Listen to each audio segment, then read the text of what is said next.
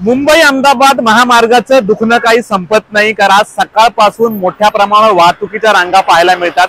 सध्या मी उभा आहे नायगावच्या बापाने ब्रिजच्या टोकाला आणि सकाळपासून जी आहे मुंबईच्या दिशेने जाणारी लेन जी आहे पूर्णपणे बंद आहे। संथ गतीने कासवाच्या गतीने ट्रॅफिक सुरू आहे। ट्रॅफिक पोलिसांनी दिलेल्या माहितीनुसार की पुढे जो वासमाऱ्या ब्रिज आहे त्याच्या तिथे एक रात्री टँकर आणि ट्रक मध्ये अपघात झाला होता, त्याच्यामुळे वाहतूक कोंडी झाली। सुरुवातीला ही वाहतूक कोंडी नालासोपारा फाट्यापासून होती, परंतु नालासोपारा फाटा ते नायगाव फाटा गाठायला लोकांना 4 तास लागलेले आहेत। सध्या हे ट्रॅफिक मुंबईच्या दिशेने घोडबंदर पर्यंत झालेलं आहे, तर गुजरातच्या दिशेने पासून जवळपास पालघरच्या महामार्गापर्यंत हे ट्रॅफिक झालेलं आहे।